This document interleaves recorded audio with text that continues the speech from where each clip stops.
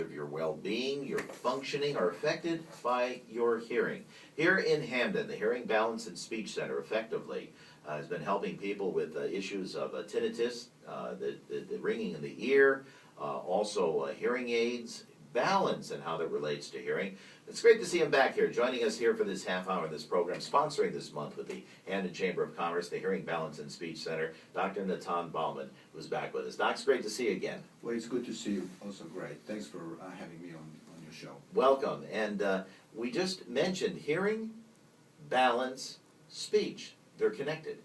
Of course it's connecting, because without hearing, there is actually a significant problem with speech. Okay, the way we speak is because we can hear. Okay, and the way we articulate and the way we can express ourselves is how we hear. So there is, a very significant connection between our hearing and it's a very important part of our senses. As a matter of fact, it's one of the most important part of our senses, because not only that it helps us in terms of communication, which is the major thing in terms of people communicating with that, but also it's very important in terms of our ability to survive. Okay, this is why hearing and smell was one of the two very important things. However, in humans, okay, smell, the olfactory part, kind of disappeared as we became erected, while hearing, okay, still continues to be the number one. It's open, if you think about it, it's open 24/7. Even when we go to sleep, we close our eyes, but we don't close our ears. That's how important it is. And in the middle of the night, you do hear things, obviously, a dog barking, or maybe the gust of wind if you keep the window open. And so much of that, as you mentioned, affects our well-being, our sleep patterns. It is 24/7. Well, definitely it is. Okay, not only that it helps us to communicate, which helps us to feel better about ourselves, about the relationship. Very important, if I may, Helen Keller, who we all know was blind and deaf. When she was asked if she could regain one of her senses, surprisingly, she said hearing. And what she said after that is that not seeing deprives me, and I'm not really quoting directly, but sort of that sense that not seeing deprives me of having relationship with objects, while not hearing deprives me of having relationship with people. Okay, what a kind of a very significant really thought right there. Okay, and how we feel, listening to music, how important to us is, listening to music. Okay? It really makes us feel different. It's the relaxation and all those things. Yeah. It's interesting. We had baseball on this station for many years. The Red Sox fans decry that it's not on our station, I know. But we actually, I knew there was one listener who listened to our station avidly. He was a dedicated Red Sox fan who also is blind. Yeah. And that was his connection. He loved listening, as he puts it, to the play-by-play and the description of Joe Castiglione of what was going on at Fenway Park and other ballparks.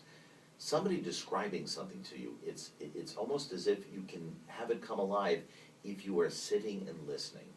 Well, there is a deeper, really, meaning, when we listen to somebody. Not only that we derive information from the words and the content of that, but also from intonation.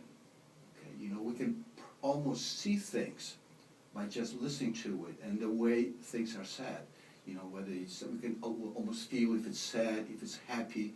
Okay, things that we basically take it for granted. We don't even really realize that how we absorb what we hear. It's not just the words. It's just so much more beyond that. Yeah. Now, what I like is you talk when people come in to the Hearing Balance Speech Center. You sort of evaluate overall. Obviously, you do the hearing test, and there are some standards in how you conduct determining how well someone hears. But there are some things and conditions that people acquire over time. We mentioned tinnitus. The tinnitus just sounds terrible if you have that constant ringing in the ear. Well, to majority of people, tinnitus is an event that people habituate to, meaning that it becomes an irrelevant event.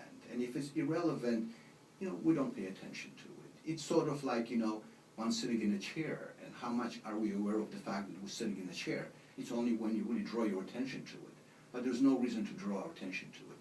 But there is a very significant, between 10 to 15 million people who have tinnitus. Okay. The same tinnitus which other people ignore completely, but they cannot. Okay.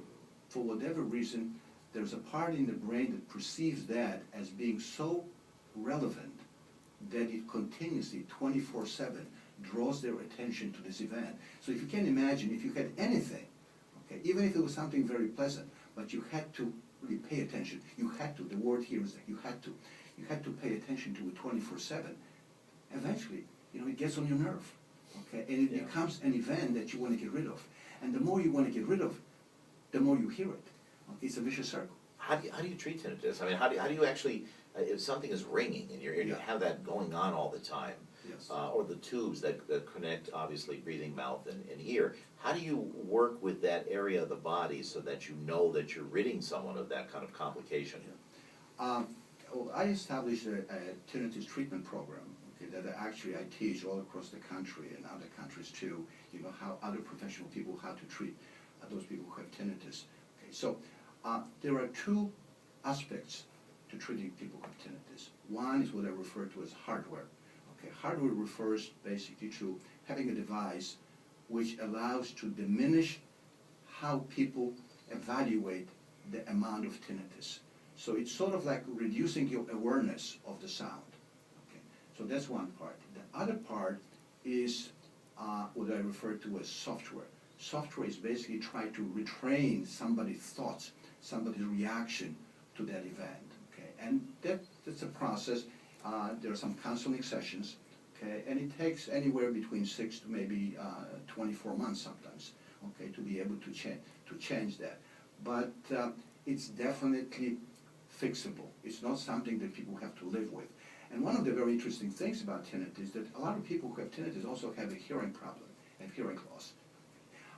And the best way to treat those people, okay, in terms of providing them the hardware, is with hearing aids. Because if you think about this, okay, if they hear a sound, the internal sound, the tinnitus, at the same time they have a hearing loss right there, okay, their tinnitus is sort of like in a dark room. Okay, there's nothing else that one could bring in from outside, okay, to kind of compensate for some of that. So one hears this very bright, very sharp event, sound event. It's sort of like looking in a dark, very dark room at a candle. Okay, in a very dark room, the candle appears to be very bright, but if you brighten up the room, the candle disappears from your perception.